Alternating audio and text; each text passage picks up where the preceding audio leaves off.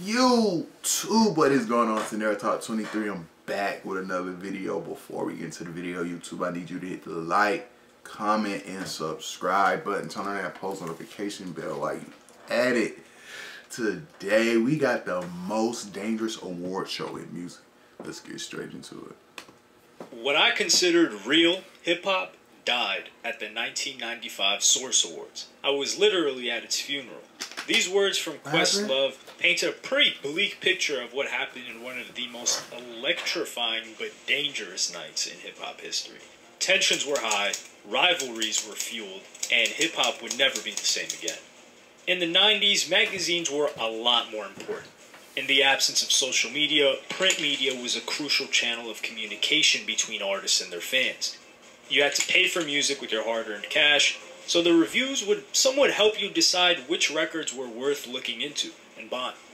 The Source started off as a newsletter in 1988 by David Mays and Jonathan Schechter, two guys from Harvard. But despite their backgrounds, they were deeply passionate about hip-hop culture. And as hip-hop grew into its golden age during the 90s, the Source became the hip-hop Bible, as some call it. The magazine started its first award show in 1994, and the following year it was set to be televised. Little did they know that, for better or for worse, this would become one of the most important nights in hip-hop history. The event was held on August 3rd in Madison Square Garden's Paramount Theater. Everyone who was anyone in 90s hip-hop was all under the same roof. Biggie and Diddy were there, as were Snoop and Dre. So was Lil Kim, Nas, Wu-Tang. The list goes on. Shit. Basically, everyone was there. But with one notable exception. Tupac Shakur. He was 300 miles north at Clinton Correctional Facility and serving a prison sentence. But his presence was still felt that night. A day before Tupac was arrested in 1994, he was shot 5 times at Rob. Shakur alleged that the people responsible were connected to Biggie Smalls and other people at his label Bad Boy Records. Tupac's West Coast label Death Row Records was now at war with East Coast Bad Boy Records, and the classic East Coast-West Coast feud was in full swing. Hip-hop had always been a competitive art form, but things were now getting violent, and nobody knew how things were going to pan out. The Source Awards meant that all of the individuals in this feud were in the same building. Tension was definitely in the air. Nah. That's the first thing. The night's opening turned out exactly as planned. Biggie Smalls won Best New Artist in his hometown, shouting, "Yo, Brooklyn! Yeah!" to an electrified audience.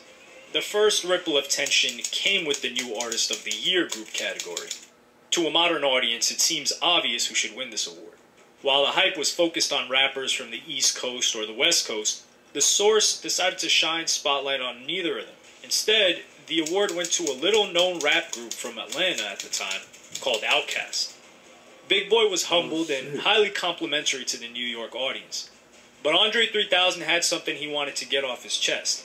In his unapologetically Southern accent, he took the mic and said, "I'm tired of folks, you know what I'm saying?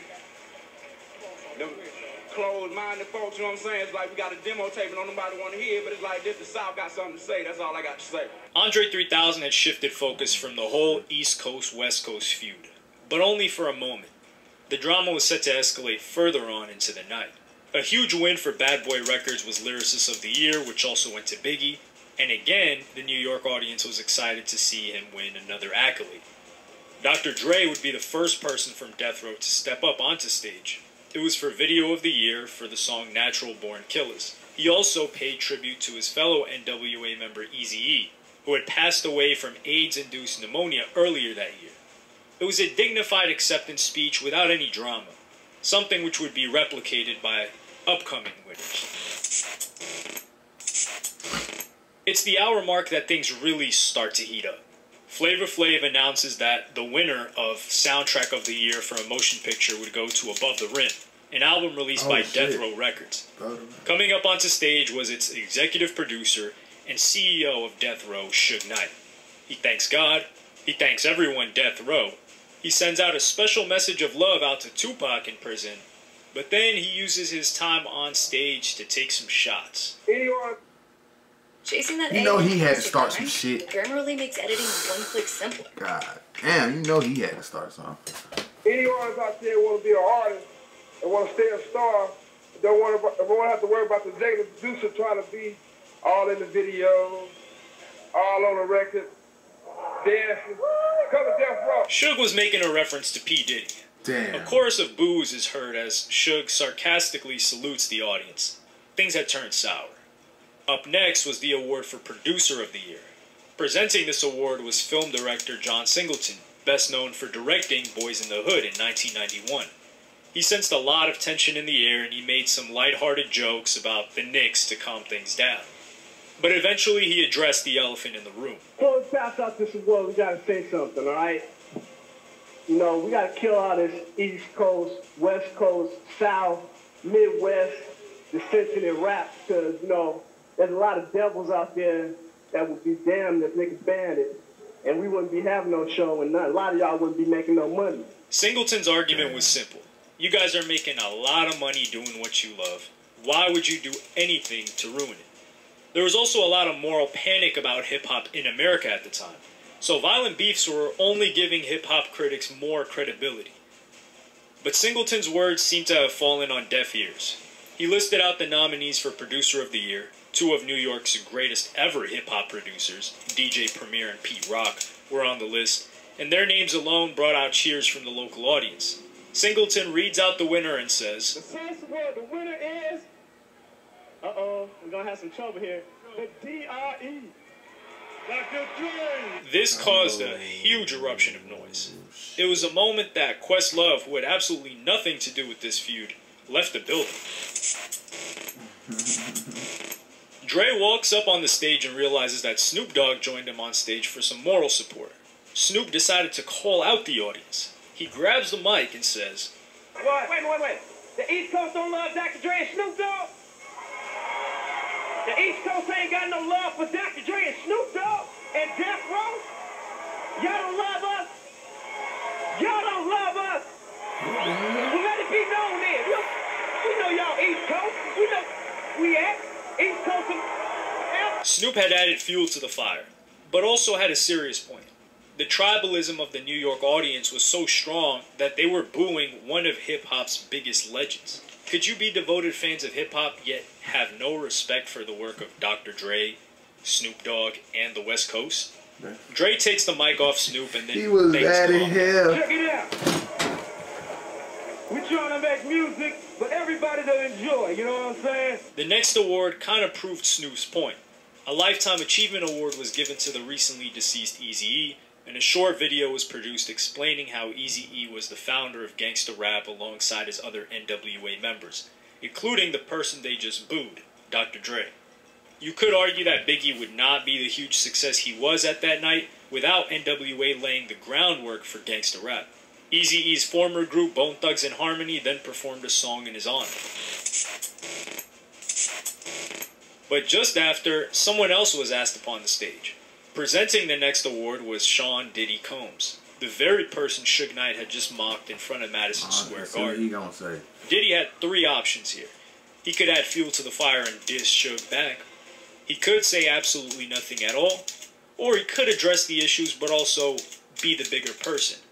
Thankfully, he chose the third. Diddy said, I'm the executive producer that a comment was made about a little bit earlier. But check this out. Contrary to what other people may feel, I would like to say that I'm very proud of Dr. Dre, of Death Row, and Suge Knight for their accomplishment. You know what I'm saying? I'm a positive black man, and I make music to bring us together, not to separate us, and all this East and West that needs to stop. He also said one love and sent out an olive branch. He then told the crowd to, So give it up for everybody from the East and the West that won tonight. The next award was for Best Solo Artist, and this award was given to Snoop Dogg. Snoop had to walk up on stage once again, but his words were more measured now. He hugs Diddy and gets on the mic. Oh, we doing it like players now. That's right. Now that we done made the East Coast, West Coast thing officially one love, I want to thank everybody out here. Snoop had accepted the olive branch. The next award winners were also keen to calm things down. Despite having nothing to do with the feud, from the East Coast, RZA from the Wu-Tang Clan sent a message of peace, as did Craig Mack, who also hailed from the East Coast. Album of the year went to Notorious B.I.G. The whole audience was bated breath waiting to see what was going to happen. Was Biggie going to heat things up or cool things down? To the relief of many people in the building that night, he just gave a standard awards acceptance speech. He paid tribute to his family members and said, We did it, Brooklyn, we did it! It was later revealed that Diddy was the one that had told Biggie not to say anything inflammatory. Like many award shows, there was an after party.